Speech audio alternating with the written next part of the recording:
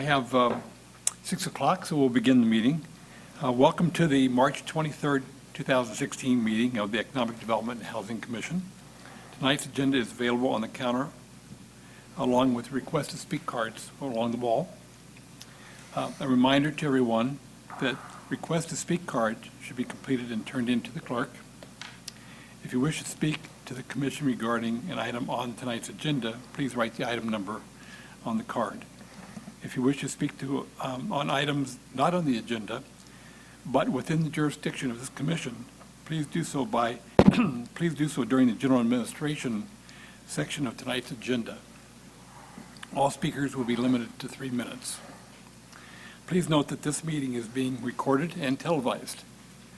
So all speakers, in order to be recognized, must be called by the chair and come forward to the microphone. Speaking in public may cause some individuals to be uncomfortable, so everyone is asked to be professional and respectful at all times. Let's do the Pledge of Allegiance. Commissioner Escobar, would you please?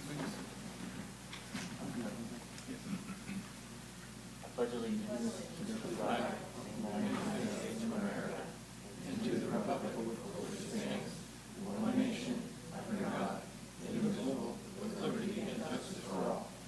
Thank you.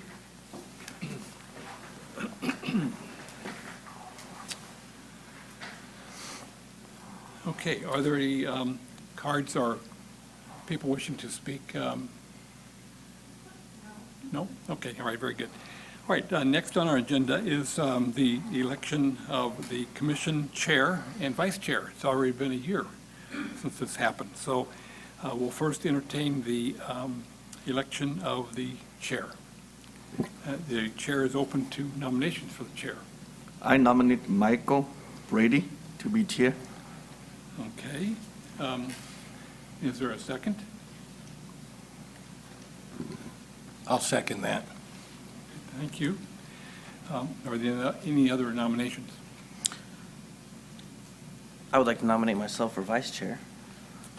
Okay, well, let's take care of the chair first. Chair? I Yeah. second the chair. We'll do chair first and then vice chair. I think that's the correct order, right? I remembered, see? Okay, so if there are no other nominations, we'll take a vote for the chair position. All those in favor? Aye. Aye. Do you want to take a roll call? That might be better, best. Okay, that's fine. Thanks, Polly. I almost said council. Commissioner Min Lee, Yes. Commissioner Nick Esquivel, Present. Commissioner Ron Price, Yes. Commissioner Veronica Smith. Yes. Okay. And I don't believe Mr. Brady can vote on his own. All right, I'm sorry? that passes. Okay, great, thank you.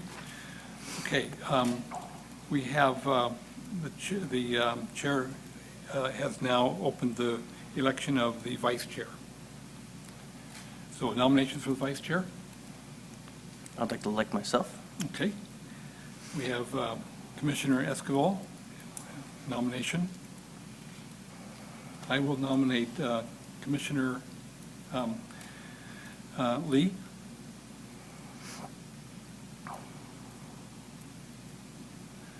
Is there a second on the first? Is there a second on the first nomination by Nicholas Esquivel, Commissioner? I'll second Nicholas Esquivel. Okay, thank you. And that's by a second by Commissioner Price. Okay, and then we have then I will nominate Commissioner Lee. Is there a second?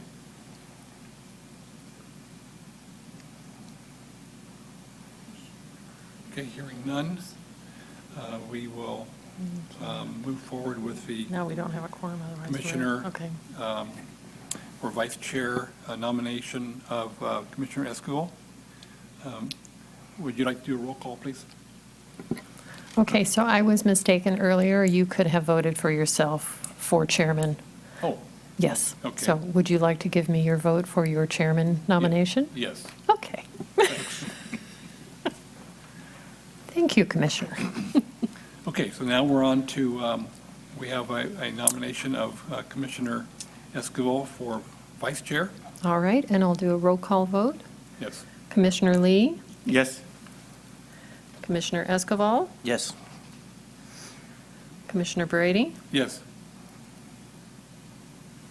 Commissioner Price, Yes. and Commissioner Smith. Yes. All right, Thank you.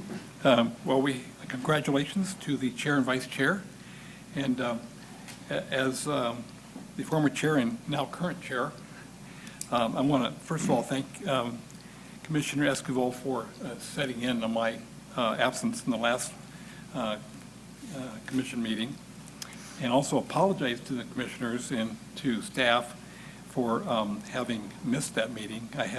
My uncle passed away, and it threw me in a little bit of a dither, and I just kind of lost my bearings for that meeting, and I did not show up, so I do apologize. All right, well, moving on to the consent agenda.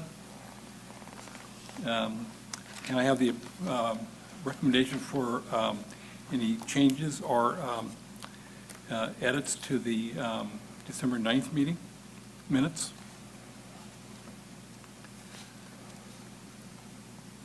I entertain a motion for approval. Anybody? I'll make a motion to approve the December 9th meeting minutes. Great. Is there a second? Second. Okay. So there are no edits or additions. All those in favor, say aye. Aye. Aye.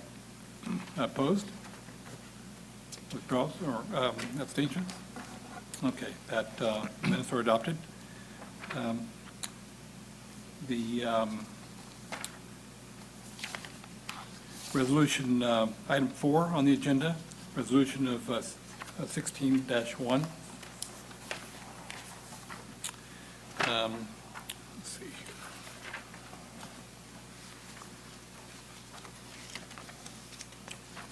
so this is simply to set the meetings for the rest of the year. There is one date that you need to be concerned about. That date is the November date, which is November 23rd, which is right before Thanksgiving. I have that we could meet on November 9th or November 20th, and you have the right to change that if you would like to, which I highly recommend you do. I would propose that we change it to the 9th of November, because otherwise it's getting close to travel and everything and if I could have a motion from the commissioner to do so. I move to approve. Okay, is there a second? I'll second. Okay, so we'll take a vote on that. Favor and moving, all those in favor of moving the November meeting from the 23rd to the 9th?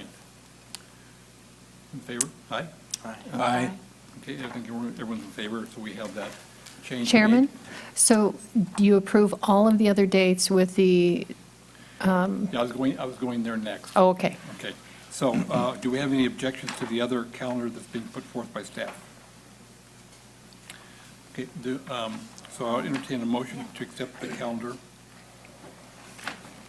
as presented with the 9th change of November. Mr. Chairman, may I make sure there's one clarification? Mhm. In addition to these meetings, we also have a special meeting set for April 23rd. I think it's 23rd, let me double check that. Yes, 26th, Tuesday, April 26th. So adopting these dates, this is your regular agenda. We will still include the special meeting on April 26th, okay? Okay, yes, so we'll add that to the list for a special meeting. April 26th, is that correct? Tuesday, April 26th. Okay, great. Okay, so we have an additional special meeting of April 26th. All those now in favor of this calendar of meetings?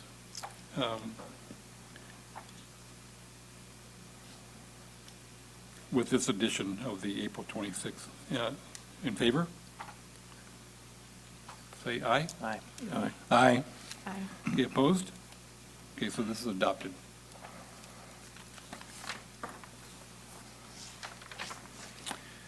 Next on the agenda is item 5 of the regular agenda, and it's an oral presentation. Yes, good evening, Mr. Chair and fellow commissioners. I have a short PowerPoint presentation for this item. You should have received copies of our draft Housing Element Annual Report and Housing Successor Annual Report at the beginning of the meeting. So unfortunately, we were not able to send that out previously as we're still working on finalizing the report. This is a very close, completed draft, but it is a draft nonetheless. I won't be going over the entire report this evening, but I'll be highlighting some of the programs where we made some progress and also other areas where we have some catching up to do.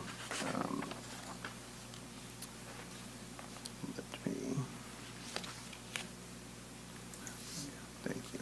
So before I go into the actual report itself, I just wanted to briefly cover, what is the housing element. Most of you are probably aware of what it is, but in case you didn't, just wanted to make sure that you understood what the report was for. So the housing element is one of the mandated 7 elements of the general plan, and as you may know, the general plan update, I believe, is in the final stages of completion. That should be completed later this year. It is the only element of the general plan that has to be reviewed and approved by the State Department of Housing. And the city is currently on an 8-year cycle. So the current housing element covers the period from 2013 to 2021. A copy of our housing element can be found on our website. If you can't find it and you're interested in reviewing the document, it's a fairly lengthy document, feel free to contact me and I can make one available to you.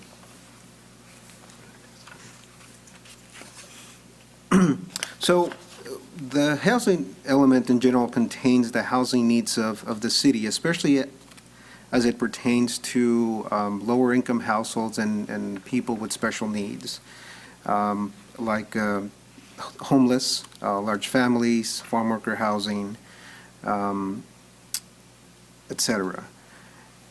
And the city has to address the existing and future needs of all of these housing types.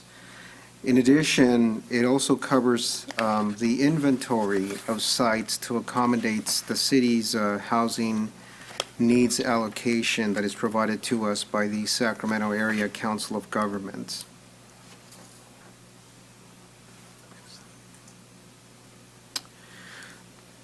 So every year we have to report on the progress that we made on this report. We do have various programs and goals that have been included in the housing element, and we must report to the state by April 1st of each year, which is why, again, we're here tonight to give you some examples of the areas that we made progress and where we need to work on meeting those goals that are outlined in the housing element.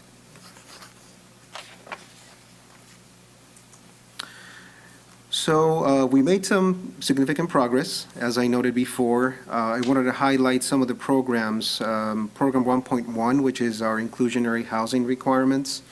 In 2014, we went through an extensive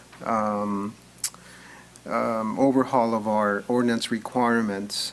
We reduced the requirements and made it a little bit more developer-friendly, allowed for more alternatives in response to the housing market conditions. We can always go back as the housing market changes and make amendments to that ordinance, but we did go through a significant change in 2014. Program 1.8, Homebuyer Assistance, through our Neighborhood Stabilization Program, we provided over 14 homebuyer assistance loans to families that purchased those NSP homes. We also started our first-time homebuyer program, our standalone first-time homebuyer program last year, and are currently processing applications for that program. In terms of funding, Program 5.1, seeking local, state, and federal funding for infrastructure, we allocated $1.2 million in Community Development Program income funds to support the West Gateway Place Phase 1, formerly known as Delta Lane, for infrastructure improvements. We also received a $4.1 million state award for walkability, bikeability, and transit infrastructure in the Grand Gateway area.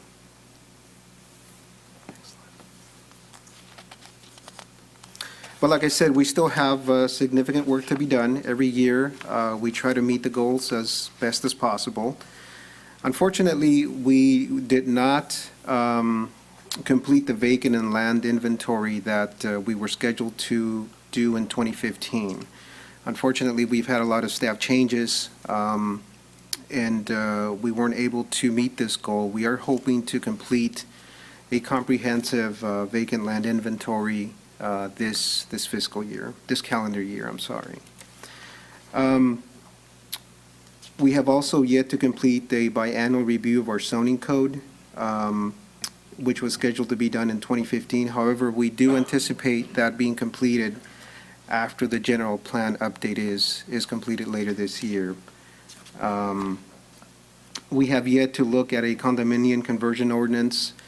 Fortunately, we have not identified any condominiums that are at risk of conversion, but nonetheless, it'll be something that we will have to take a look at in the future.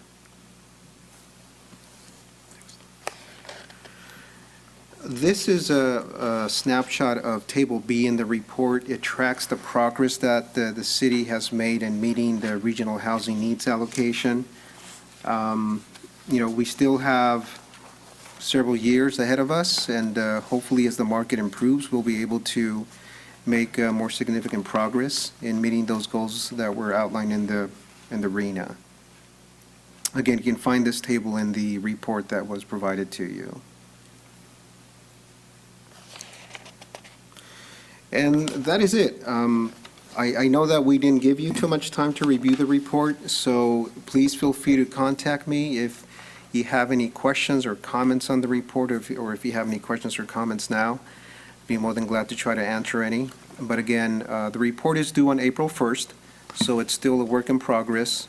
We do have a fairly good draft, so I don't anticipate that many changes. And again, if you have any questions or comments, please reach out to me, and I'll be more than glad to answer those either tonight or later in the week next week. Okay, we'll move this to the commissioners for questions. Commissioner Lee? No question. Commissioner Escobar? So there were 14 families awarded the home buyer assistance. They were awarded money for the home buyer assistance program. Is that?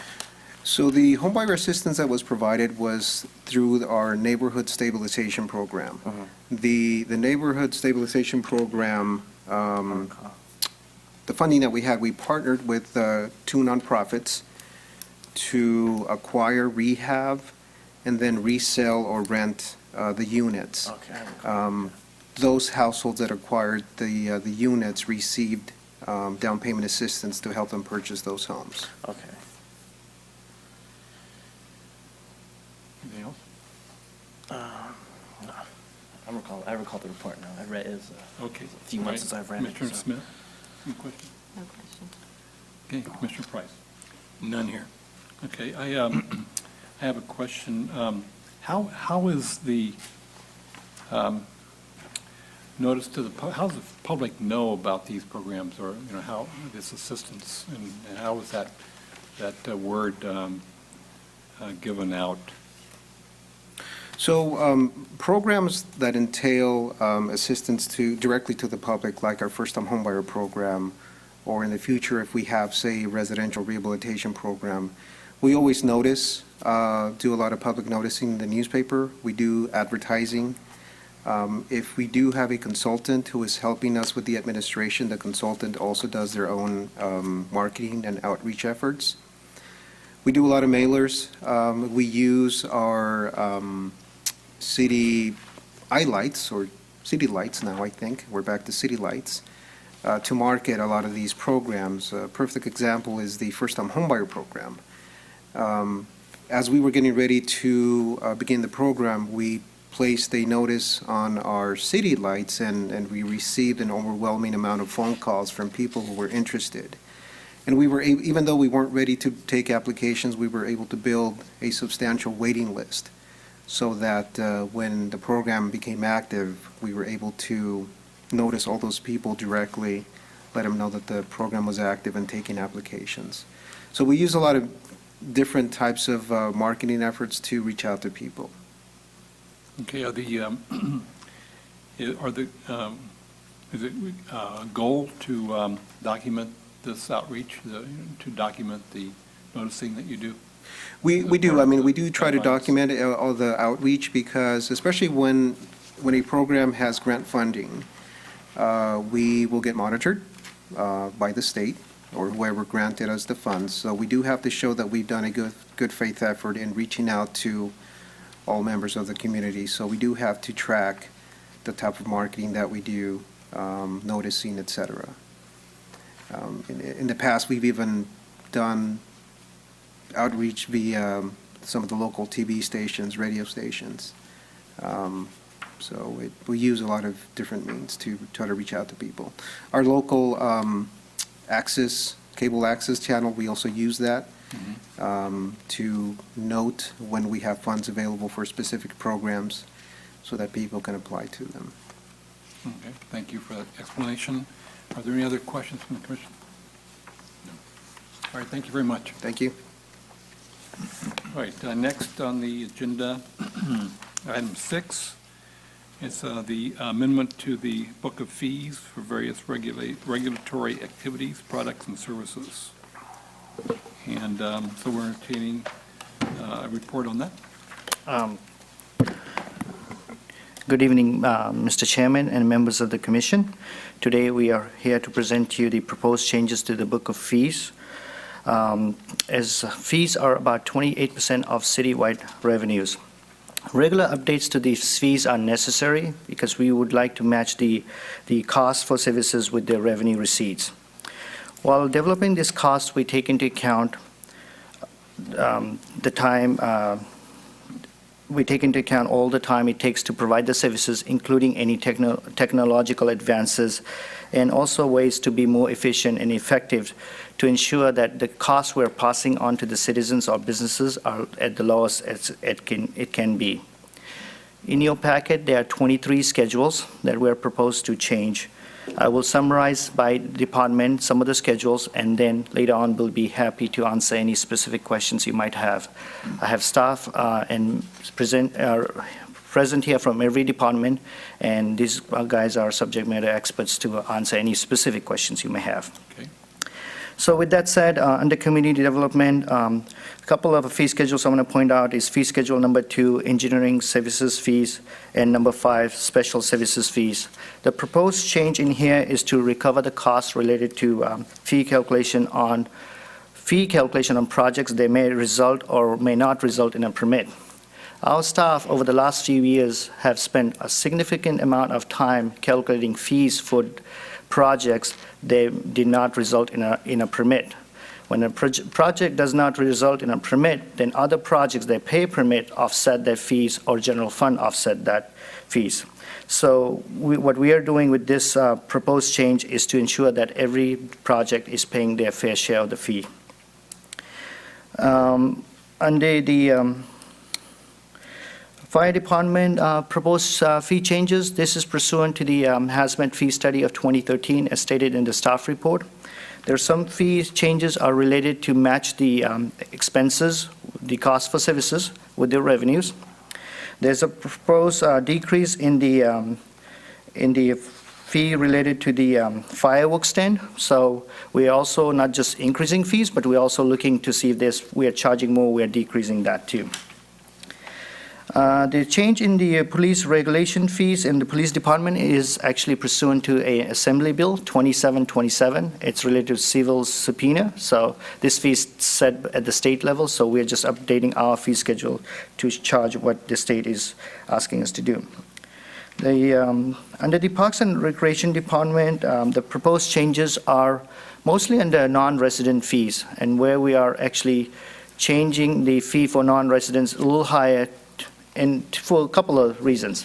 One is to make sure the cost for services are passed on to non-residents, so there's discounts provided to residents of the city, and also in order to provide priorities to our current residents. So if the fees are set at a lower level, then it's competition. So with that, I would like to make a note that item number 13 under Parks and Rec fees, which is adult sports fees, in their staff report, we have correctly, we actually want to make a correction that instead of charging $25 per team, we want to keep it at $5 per player. However, and during council update, we would probably increase that to $8 per player, similar to the other fee proposal for non-residents. The proposed changes under Public Works Department, for example, in the refuse collection permit fees, is to adjust by CPI. This was previously approved. We're just adjusting our fee schedule to match what was previously approved. The transportation permit fee is to recover the cost for providing services. In summary, all the proposed fee changes are to either recover the cost that we are already incurring, make the fees easy to understand, and continue to provide services more efficiently and effectively. We are planning to go to City Council on April 6th as a council workshop with the proposed changes, and pursuant to council direction, we are going either April 19th or the first meeting in May, because we have to do a public hearing for fee adoption. This concludes our staff's presentation. As stated, I have a representative here to answer any specific questions, but I'll be happy to answer any general questions you may have. Thank you, Mr. Sharma. Thank you. Are there any questions from the commission? Commissioner Lee?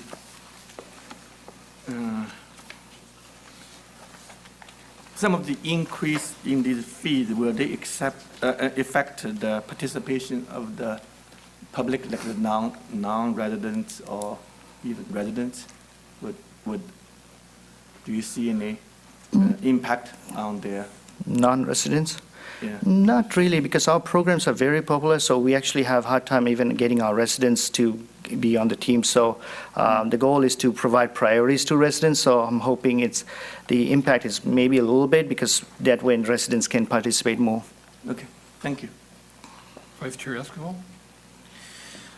In reviewing it, they all seem very reasonable, all the increases. So Thank you. No questions at this time. Okay, Commissioner Smith? I'm just curious, looking at some of your fees for other cities of similar sizes in California, how does Westside rate?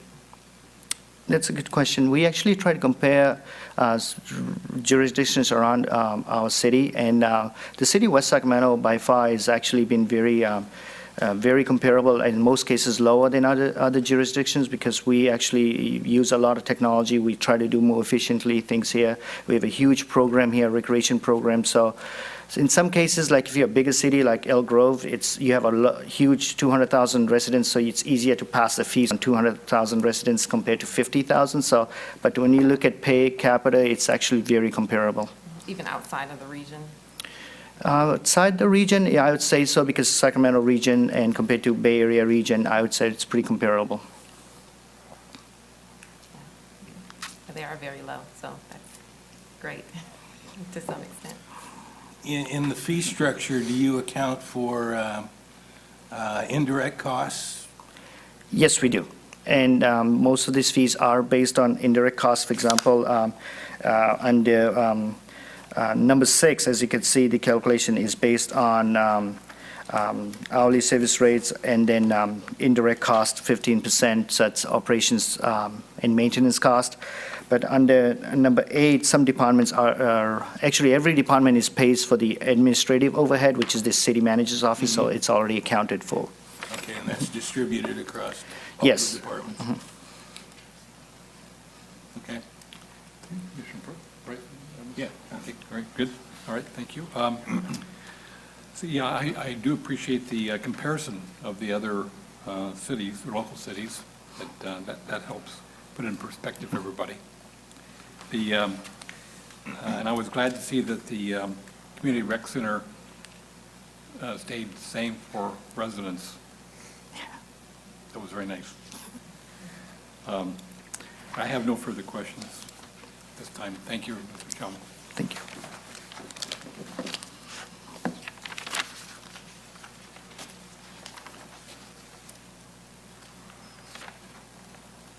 Okay, so our general administration function, requests and comments from commissioners? Anything going on in the city we need to discuss?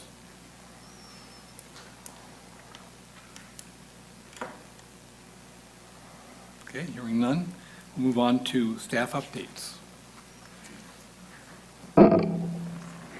I do have one update. As I mentioned before, we do have a special meeting set for Tuesday, April 26th. And this meeting will be to review the Community Development Block Grant 5-year consolidated plan and 1-year action plan. These are documents that are required for the city to transition from the state CDBG program into the federal CDBG program. So this is a 5-year planning document, and we're really hoping to have as many commission members as possible. We definitely need a quorum, but we would really like participation by as many as possible as we review this document. The consolidated plan, after the commission's review, I think it will also go to the council. This will actually be a public hearing. So we will have a formal public hearing at the commission meeting, and then there will be a second public hearing before the city council. I think we're scheduled for the first meeting in June. Okay, this commission or the planning commission? There'll be Public hearing. the meeting on April 26th will be a public hearing, Okay. and then there will be a city council meeting that will be a second public hearing, the first meeting in June. Okay, thank you for that clarification. Polly, I would suggest that maybe we put out a special blast to the commissioners just as a reminder, maybe about a week before, so we can do that. Email, Will do. so that we make sure we have a good representation of the commission. Let's see, any other staff updates? No, that's it. Thank you. Calendar of events. We have our calendar established now for the duration of the year, and then are there any other events or calendar items that we need to present or discuss? Okay, hearing none, I will adjourn the meeting. Thank you very much for being here. Thank you.